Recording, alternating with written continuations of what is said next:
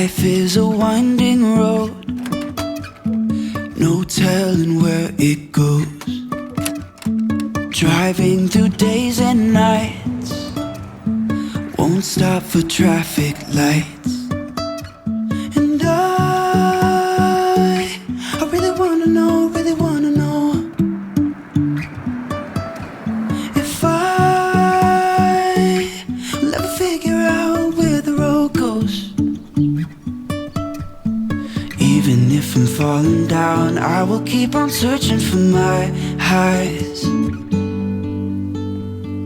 You can say I lost my mind, I will keep on holding my head high. Even if the sky is falling down.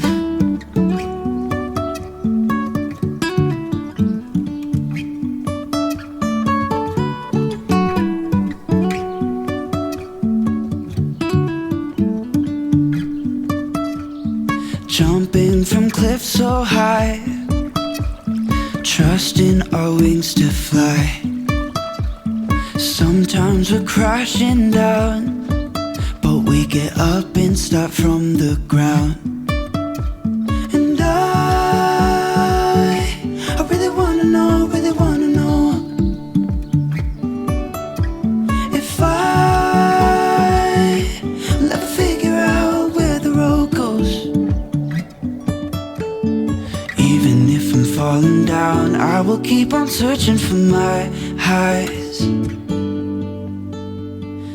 You can say I lost my mind, I will keep on holding my head high.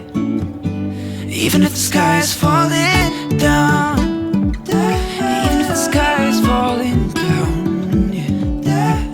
The sky is falling down.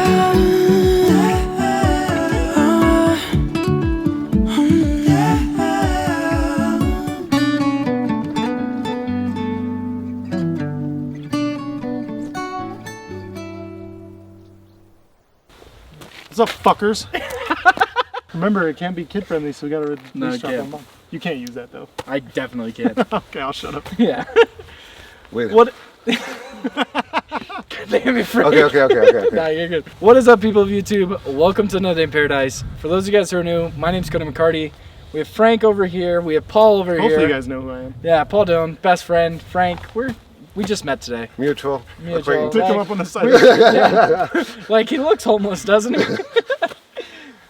Today's video, we're out in Sequoia. You guys excited? Super. Yeah, we got camp set up. We drove out here. It was a nice, easy drive. That's not why you guys clicked on this video, though. Today, we're reviewing the Atomos Ninja V. So look forward to that. All the footage you've seen so far has been shot ProRes with the Atomos Ninja V. Actually, I can't say all the footage. There were some situations where I just couldn't, like, you know, You set might it use up. some of my B-roll too. Yeah, exactly. So I can't commit to that right now, but a lot of it has been shot on this, and so far I'm loving it. Paul's considering getting one, so I need to make this review really good so he can use my affiliate link and buy this. If it's not good, I refuse to use your affiliate link. Yeah, exactly. But you're still gonna buy it. Yeah. Now here's one of the reasons we chose Sequoia. These are some of the world's largest trees. Yeah, maybe not the tallest. They are freaking tall, but by volume, they're some of the largest trees in the world. It's awesome.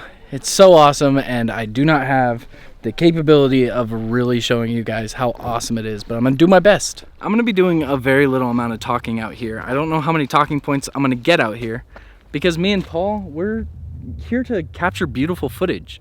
We're not gonna be here frequently, and we want to use this opportunity to really show what the Atomos can do. So far, it's been amazing. I can talk to you guys at the office, and I'll have that time code linked down below if you just want the information. But if you really want to see what this can do and kind of hopefully be inspired to create and travel, I encourage you guys to just keep watching as we travel through the Sequoia National Forest. It's just an amazing experience, and we're bringing you along with it and just showing off what this Atomos can do. So if I don't have a lot of talking here and it's a lot of pretty footage, you know why. You're welcome.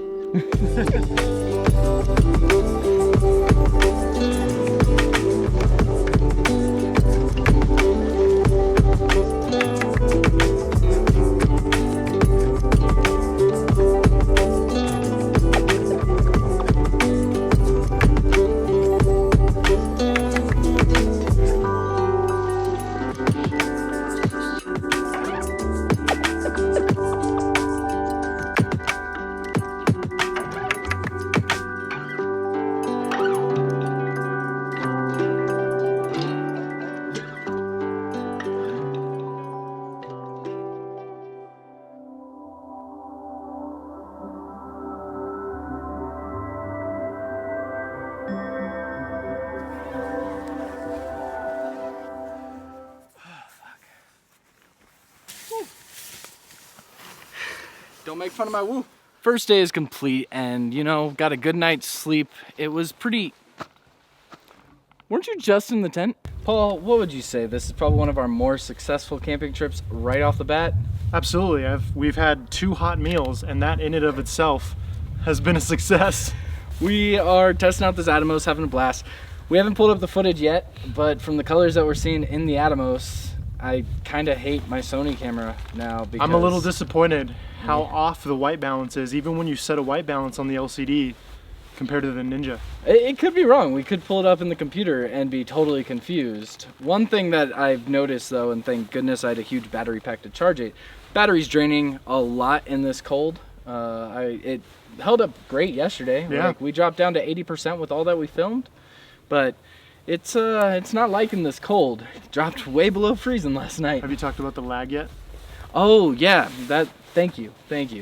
I did notice also with the cold that there was like this lag when you initially turn on the monitor. Don't be alarmed if you see this. Even in the playback, we saw this kind of like jittery lag. I think that has to do with just the cold. I'm going to be playing with this and putting it through the ringer for the rest of this trip, but it stopped after it was on for like a little bit and warmed up. Yep. So we're good here. Love this Atomos so much. Let's continue to adventure, right? Let's do this. Want to do this? Yep. Yeah, let's do this. We also have Frank right here. I don't want him to feel excluded. That is the last talking point I have from Sequoia for this video. I know you guys are sad, but now it's time to get super in depth on the Atomos Ninja V. Now what is the Atomos Ninja V?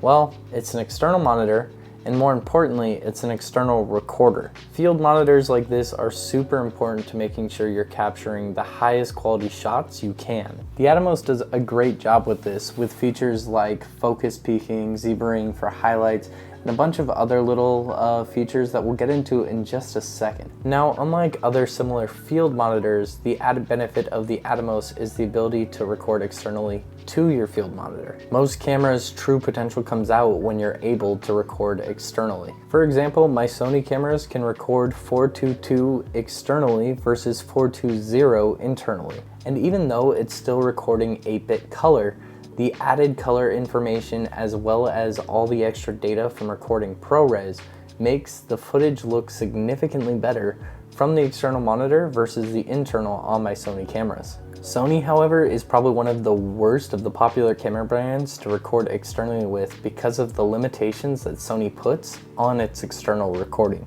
For starters, the Atomos is capable of recording 1080 at 120 frames per second. However, Sony doesn't let me externally record 120 frames per second in HD. However, it does allow for internal recording of the 120 frames per second. So this would have to be a limitation that Sony would put inside their cameras when it comes to external recording. And probably the most popular complaint that people who shoot on cameras like this have is the lack of 10-bit external recording. For this reason, actually, I've been looking into switching over to Blackmagic for my video recording just because of the capabilities and the greatly improved video footage. This does not mean I will be leaving Sony by any means. Sony cameras are great hybrid cameras, meaning they shoot excellent photo and video. Especially with the type of photography and cinematography I do, the Sony cameras are still going to be necessary tools in my camera bag in the meantime. But before I get too far off topic, let's kind of talk about my experience using this Atomos on this trip. Initially, what caught my attention with the Atomos Ninja V was it appeared to be the most affordable way to record my viewfinder when I'm taking photos. As I'm diving into more gear videos and more tutorials, I thought it could greatly improve my videos so that you guys can kind of follow along and see my focus points and what it is that I'm doing. So after lots of research, the Ninja V appeared to be the cheapest way of doing this. However, after using this on my trip, I realized this greatly improved my video quality. The focus peaking, for starters, is significantly more accurate than the kind of gimmicky focus peaking Sony puts in their bodies. Actually, I found that this was nearly 100% accurate. I want to kind of say nearly 100% accurate, but I haven't found a single shot where the focus peaking on this was not what was truly in focus. You even have focus peaking in playback. The ability to have focus peaking and zebraing and all the features in your playback is super amazing, because maybe you're recording the shot really quickly and you don't have time to kind of look at the screen and figure it all out. You can look back and make sure you got the shot. I know it's kind of rarer situations where you're using a field monitor like this and you haven't set up the shot properly and you're not using those settings actively to get the shot, but it's nice to have it for review. One of the features I actually used a lot was changing the aspect ratio, so that way I can compose my shots a little better. I like to shoot my cinematic sequences in a 2:3 aspect ratio, just because it's kind of the anamorphic look that I really like, and because I don't own any anamorphic lenses, and a lot of filmmakers don't, they get away with this by adding letterboxing. Well, with this feature, you're seeing on the monitor what you would see if you added those letterboxes. It's also not cutting out those clips, so if you want to adjust it, it still has the data, it's just not showing you the top and bottom of the clip, cutting it off to give you that 2:3 aspect ratio, but still recording in the 16:9. There are a ton of other little features and benefits to using this that a lot of other filmmakers use, but those were really the two that I used the most during my first use on this trip. Now, with the Atomos recording significantly larger files, I found it so much more important to make sure that I was clearing out clips I wasn't going to use, but for those clips that I was kind of maybe on, Atomos added an awesome feature where you can give it a thumbs up, you can give it a thumbs down, or if you're shooting some kind of interview shot, you can set one of the clips, if it has subject 1, for example, you can mark it as 1, and then another clip that has subject 2, you can mark it as 2, and it keeps this data attached to the file when you export it, so you can better be organized and you can look through those on your computer really quick. That way, if you didn't delete it, you can kind of have it a little more organized, so you can get to a position where you can delete it if you don't need it, which is just one of those little things that makes this field monitor so great. There's still a ton of other things for me to play around with on the Atomos. One of the things that I want to mess around with is the LUTs. You can download LUTs to it, so you can preview how the LUT will look on the shot live, so you don't have to worry about doing it in post and finding out that the LUT didn't kind of work for the image that you were shooting and give you the look that you wanted. Gradually, I'm just gonna have to dive deeper and deeper and learn, but that's kind of one of the benefits of having this gear, is I learn hands-on, and it's kind of like I'm reaching a next level in my filmmaking.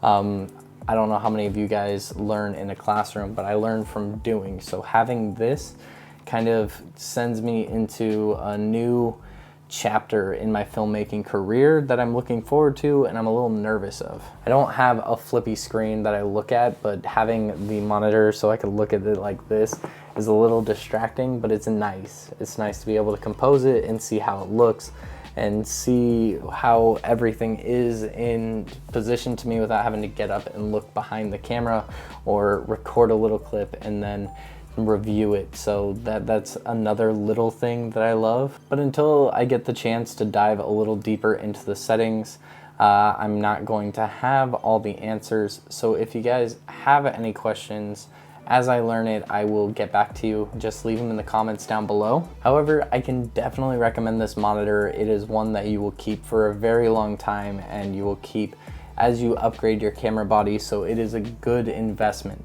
Now, if you guys enjoyed this video, give it a thumbs up. If you guys want to see more content, hit subscribe and click the bell so you get the notifications. But I think that's it for this video, so I'll see you guys in the next one.